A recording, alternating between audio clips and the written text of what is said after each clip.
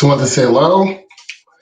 Welcome everyone in. Today we're going to be discussing DMV driving errors. I want to talk about that today, give you some good information to make sure everything is going. Hello this afternoon. We will be going live later today on another platform, Zoom.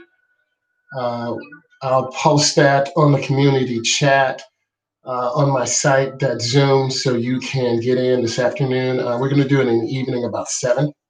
So what I want to do today is talk about the DMV driving errors. I'm a state certified instructor. I teach teens and adults. So I'm here to give you some information, help you prepare for your DMV test, road test, help you pass. I want to wish all of you good afternoon. I promised I'd be on at 1, so it's about 1:05. If you have questions, please post them. I want to say good afternoon. It's a blessed day.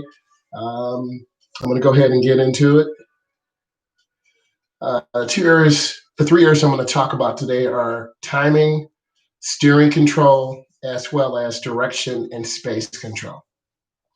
Let's talk about timing for a minute. A lot of beginning drivers lack timing, meaning the brakes. They hit the brakes too hard, they hit them too soon, they hit them too late.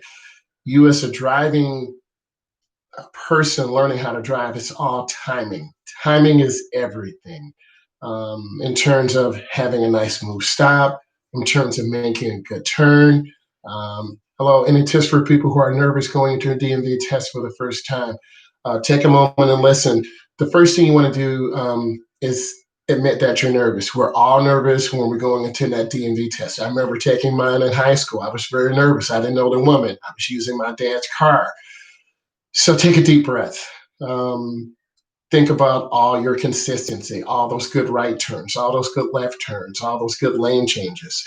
The tester wants you to be successful. They want you to pass. Take a deep breath, wear comfortable clothing. Remember all the hard work that you did to get you up to this point. Those things are super important. Don't set yourself up mentally for failure. You want to set yourself up for success by listening to them, visualizing, making a good right turn. What does a good right turn look like?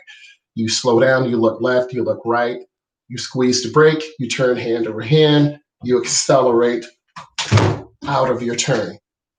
Those are some of the good things that will help you have a really good right-hand turn. Good lane changes. You have good speed control. You look over your appropriate shoulder. If you're making a right turn, you look over your right shoulder. If you're making a left turn, you look over your left shoulder. Make sure the car's nice and smooth when you drive. Don't make hard, jerky movements because that will show the road tester that you don't have good control. The DMV testers, road testers, they have a state prescribed route that they will take you on. And in this route, you have a certain number of right turns, left turns, lane changing, merging on the expressway, coming off the expressway, making left turns, various degrees of difficulties, right turns, various degrees of difficulty, double right turns, double left turns. So you really want to just be calm. You want to get there early, relax, try to get there in the morning. Most people are fresher in the morning. They're not, tired or burned out. Ask more questions. Very good, Mickey. Cut the meat. I need help with 3-point turns, also known as K turns. Practice backing in your driveway. Go past your driveway, back in, reverse out, and go the other way. Practice in parking lots. I take my students to a lot of parking lots where I have them practice backing in that parking spot, reversing back the other way. A lot of those basic maneuvers, they show maneuverability. Your DMV tester, road tester wants to see if you can get the car backed into a spot. It varies from state to state. Where I'm from, we have the stop line. You have your reverse blind park, and then you have your parallel park. You have to do that first. If you don't, then you won't pass to get onto the road. So every state, every province is a little bit different.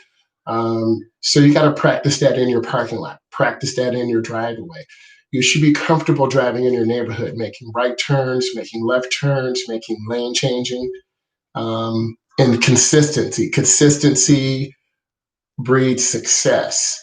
Visualizing coming to the corner, looking left and right, use your blinker, turn hand over hand in, turn hand over hand out.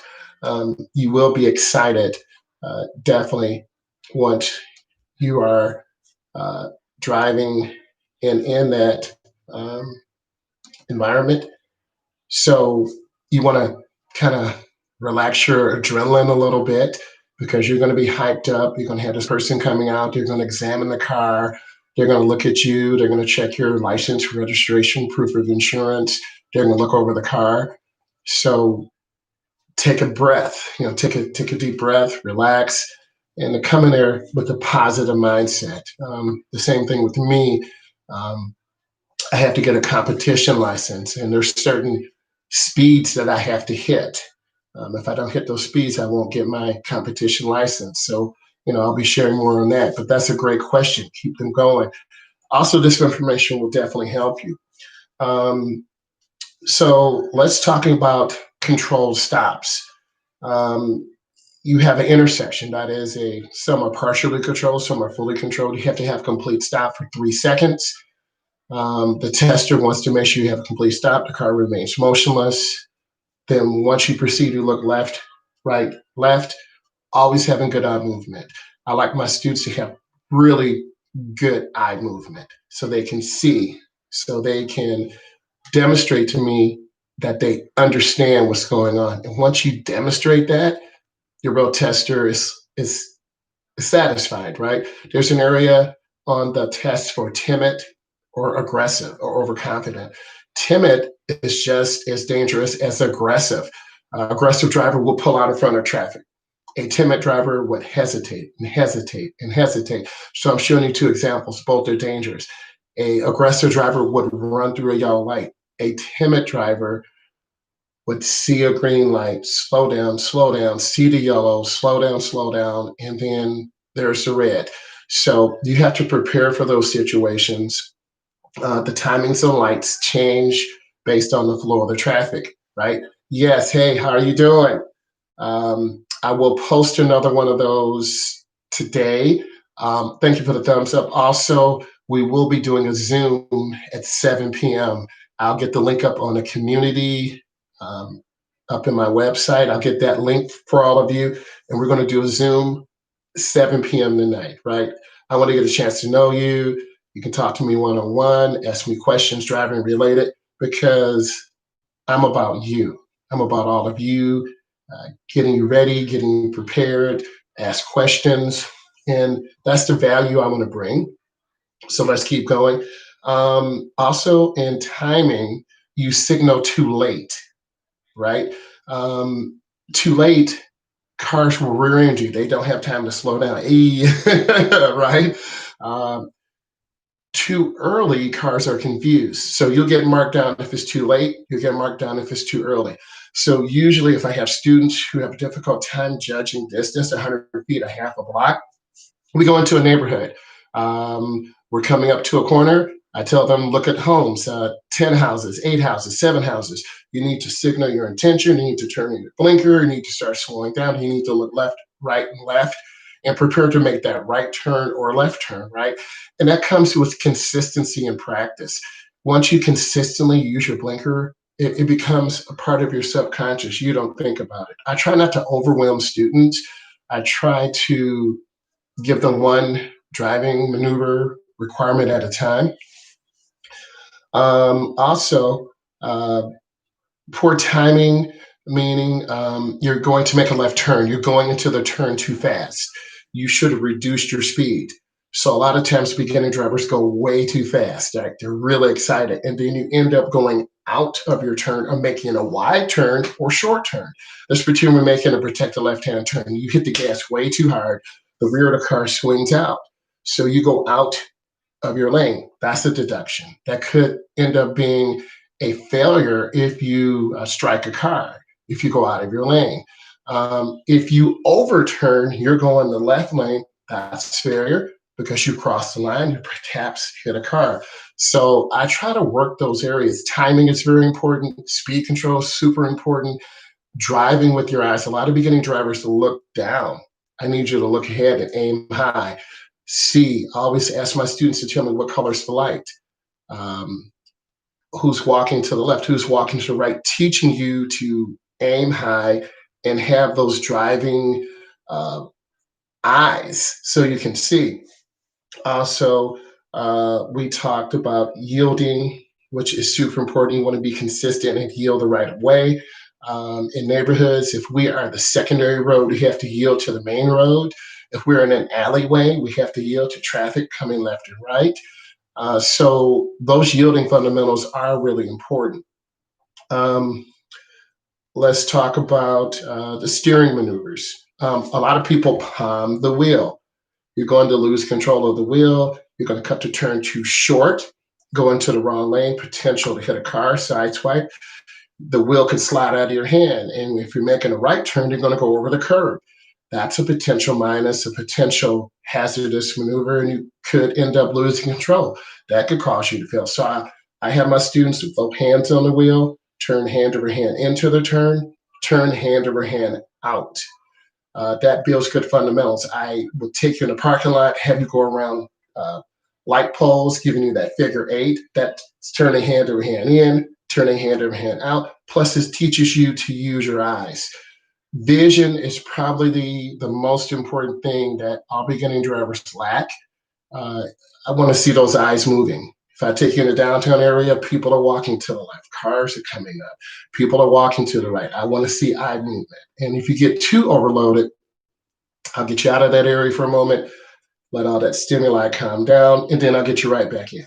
So, errors are anything that takes your mind off the road or physically. Thank you for the thumbs up. Shuffling the wheel. A lot of students shuffle the wheel and you really can't steer. If you're making a 90-degree right turn, you can't turn that wheel by shuffling. I want hand over hand into the turn. Once the car is out, you turn hand over hand out. A lot of students look down at the steering wheel. You got to look up and aim high, right? Let's continue. Um, a lot of beginning drivers don't know when the wheel is straight. It's a turn and a half all the way to the right. It's a turn and a half straight. Thank you for the thumbs up. It's a turn and a half all the way to the left. I'll do a video on that because that is the essence of parking, right? Really knowing when your wheel is straight, really knowing how to reverse, really turning that wheel hand over hand to the right. If you're doing a parallel park, get that rear of the car into a 45. And once you're halfway past the vehicle, you turn back the other way. That is so important, those parking maneuvers. And, we don't really think about it, but if you go to a downtown area, what do you have? You have parallel parking, you have angle parking, you have stall parking. You have to be able to parallel park your car. I know what you're saying. I'm not really ever going to use it. But it is important. Now, if you're parking uphill, you need to turn your front wheels to the left. You need to pull up that park brake. If you're parking downhill, you turn your front wheels all the way to the right. You pull up that park brake. So a lot of people have had questions on that. I do read the comments. I do look at them. Like I said, I want to bring you value. I want you to know, like, wow, he's really getting me that knowledge that I need, and that will help you consistently on your DMV test, on your road test, and pass your knowledge test. Right? Let's keep going. One hand turns. A lot of students try to drive with one hand at the top or driving like this. If you hit a pothole, or if the road is uneven, you're going to veer to the left. You're going to veer to the right. And that's scary for a first time driver, scary for your instructor.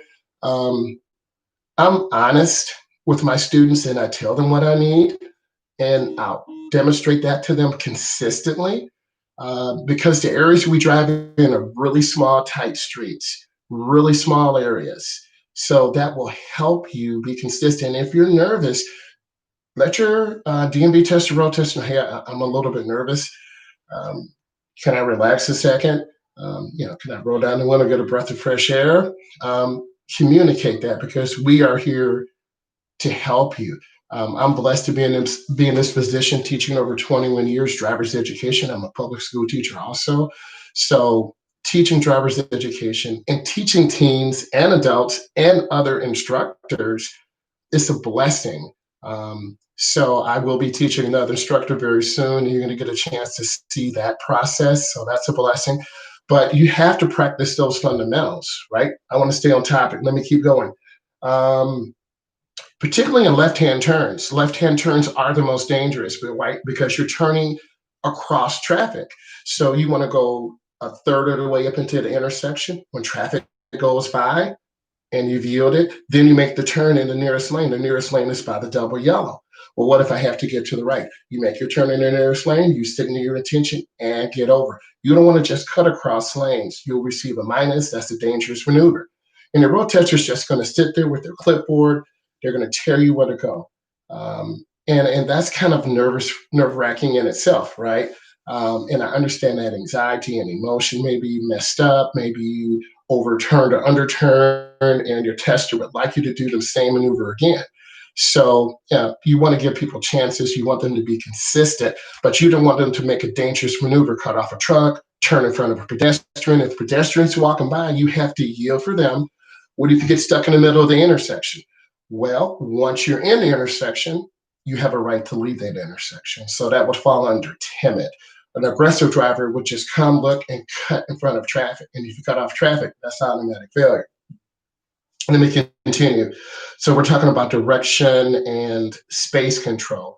Um, you had to stop at the stop line, right? That is super important that you stop at the stop line, that big, thick white line. You stop. Your front bumpers are not past that. Pedestrians can walk in front of you. Your intersections are staggered. They're staggered because larger vehicles are making turns. So you want to stop behind the stop line, and if you can turn right on red, you look left, you look right, and if the tester tells you to turn right or red, then you turn. So you always have the tester. Good testers repeat things. Good testers are clear. They're consistent, right? Let's keep going. You fail to move to the right. Slower moving traffic keeps to the right. And that is super important because that allows the flow of the traffic to continue in the left lane. Faster moving traffic stays in the left lane. Well, what if I'm in the left lane and I'm going too slow? Technically, you really should be over to the right. That allows a smoother flow of traffic. A bad gap. A lot of beginner drivers pull right out in front of cars, and that is dangerous, right? That'll make your heart drop. You don't want to pull out in front of a car. That could be considered a driving error, and that could cause you to fail. Because if you pull out in front of a car or a truck, I feel you. I see that thumbs up. If you pull out in front of a car or truck, your tester's that's going to simply mark on the paper. They're already nervous, you're sweating, and it's kind of a snowball effect, right? A good gap, and I teach my students this. I show them good gaps. You want to have a 4 car, a 5 car, a 3 car space because you're going from 0 to 15, 0 to 20, 0 to 30, 0 to 40. And these cars are going at the speed limit. Some are going plus or minus 10 over or 10 under. And it's really hard for students to judge traffic, right? You see me kind of looking to my left. You have to, how fast is this car coming? Are they coming 30? Are they coming 40? Are they coming 10? So that's one of the areas that my students struggle on. And I try to teach them, you want to wait for a big gap. You want to judge distance, right?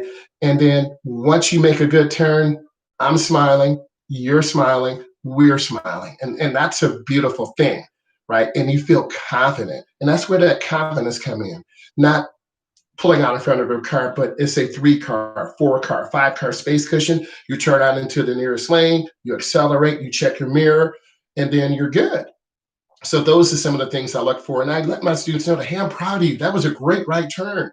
You know, you had a good gap, you had good spacing. But a bad gap is when you pull out and someone's got to honk that horn. And that's scary for everyone. Space cushion, that's the space between you and other vehicles. Whenever you stop, you want to see the rear of the tires on the ground. You feel my energy coming, right? You want to have a space cushion. You want to see the rear of the tires. If you get rear-ended, you're going to have one collision from behind. But if you don't have a good space cushion, you're going to have the rear end collision, the back of your car's hit, and then you're going to be pushed forward, and you have a secondary collision. So you want to be able to see the rear of the tires on the ground. And what if a car breaks down in front of you? What if there's some type of emergency situation? You can maneuver around the vehicle. So I always teach my students to have that good space cushion. Right. And if you are looking at my content, I always talk about space in front of me, space to the right, space to the left, and space behind me. You don't want to be on top of cars in a wolf pack of cars and then someone selling stops, because that's not good for anyone. So either be ahead of the pack or behind the pack, or keep room. Thank you for the thumbs up. I feel you on that. Let's talk about poor lane tracking. We're almost done. Poor lane tracking. You're looking straight ahead. A lot of beginner drivers drift to the right because they're looking down the speedometer or looking at the lines, or they're drifting to the left, or on a curve. Okay, on an expressway, curved road, you're trying to drive straight, but the road's going to the right. So literally, you're driving straight in a curve, and you're going to drift to the left. So it's all about that eye movement. It's all about looking up and around the curve. Usually on that third drive, I can see that, and then my drivers have great speed control. It's a point of confidence, and you can see it in their face, you can see it in their eyes. I'm happy, they're happy, and that's a celebration, right? I bring that energy in. Also, we talked about canceling the turn signal. As soon as you make your lane change, you have to manually cancel that turn signal. I would mark you down if you're leaving that blinker on, because it's confusing other drivers, right? Timing is everything. Um, a lot of drifters drift on that lane line, and the edge line to the right, the white, you're drifting toward that. You come near it, you cross it, you're going to get marked down, right? Because you're drifting off the road. Same thing to the left. If you're drifting off the road, you could potentially go off the road, catch that lip of the road, and it pulls you off. So that's really scary. You turn in incorrect lane. A lot of my videos, we have double right turns, triple right turns. If you're in the middle right turn lane, you make that right turn in the lane. You look, you check traffic, and you turn into the appropriate lane. If you overturn or underturn, overturn, you're going to drift to the left, minus or possible collision with the car, potential failure. If you underturn, you're going to go to the right. So you have to teach your students and yourself mentally, slow down. If you're going 20 into the turn, you're going to lose control. So you want to have good braking before you get into the turn. Just to remind you, I will be posting a Zoom code. I want to go Zoom live at 7 p.m. I'll post it on my community notice up there. We'll be able to go Zoom. You'll be able to ask me questions. It'll be a more intimate setting. I could have up to 100 people in. So, I want you all to get it, and you're probably going to have your phone or laptop. It's all good. I'll be the host. I'll get you in. Hey, PST, what's going on? Ask some questions. I'm here for you. We were talking about direction and space control. Space control is your space between yourself and other vehicles. A bad gap is when you pull out, okay? You pull out in front of a car and the car has to swerve or honk their horn. That will give you a heart attack. That will give you, I'm asking time, Eastern time. Eastern time. Yes, Eastern time. So timing is everything. Knowing when to slow down at a light, knowing when to accelerate. Okay, you pulled out in front of the street, but a lot of student drivers lift their foot off the gas because they're scared. That is dangerous too, because I'm checking my rear mirror. I'll do a video on what's in a driver's ed car. We have dual mirrors. I have a brake. I don't have a steering wheel. So if you pull out in front of a car, you're instantly going to get hit. So once you pull out, you got to accelerate. Remember, we're going from 5, 6, or 7. Traffic is doing 45, 55. So that's another contentious point. Oh, you want to wear thin sole shoes. I forgot to tell you that. Wear thin sole shoes so you can feel the gas and brake. Because if you have like Timberlands or a really hard athletic shoe, you're going to slam the brake and slam the gas, or your foot could get caught. I've had that happen too, and that's really scary. So you want to relax. Okay, I got a couple more things. We talked about improper lane. You turn wide. You turn wide, you're going to turn in the wrong lane and side swap the car. You turn short, you're going to go over the curb or side swap the car to your right. Wide is to your left, short is to your right. So I take students in downtown areas. We make nice hand-over-hand turns in, hand-over-hand out, hand-over-hand in. I want to see visually tracking that car. If we're making a right turn, you're looking to the left, I already know we're going to crash. So I'm trying to tell you, look where you want to go. If you're making a right turn and you overturn, you're going to go into the wrong lane. So if I'm making a left, you're going to hit me. So I'm really trying to teach my students depth perception.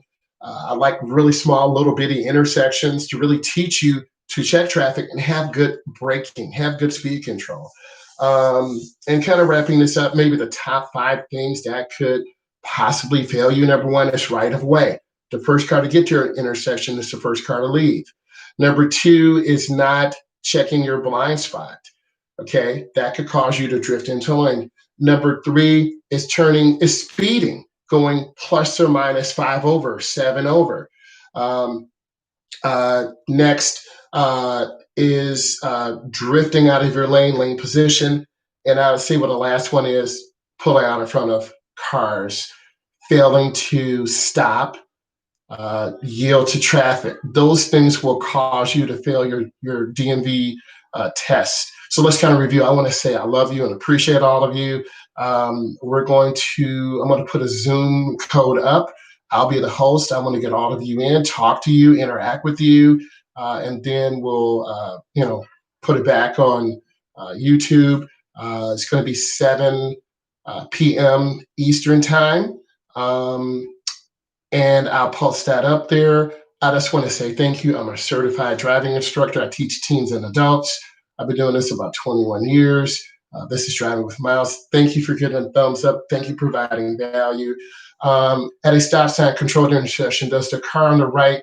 Yes, the car on the right has the right of way. Very good question.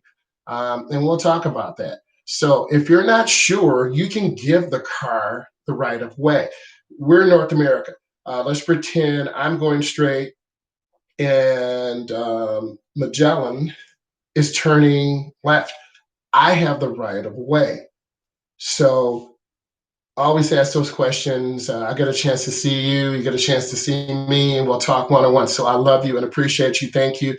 I'm going live on the other platform. So if you know me for the other platform, I'm going to go live on there. I love you. I appreciate you. I will post a link in about an hour, and we'll plan on tonight at 7. You're welcome. Thank you. I appreciate you. Hopefully I'll get a chance to see you and talk to you. Okay. Bye, everyone. Thank you for the thumbs up. Please share.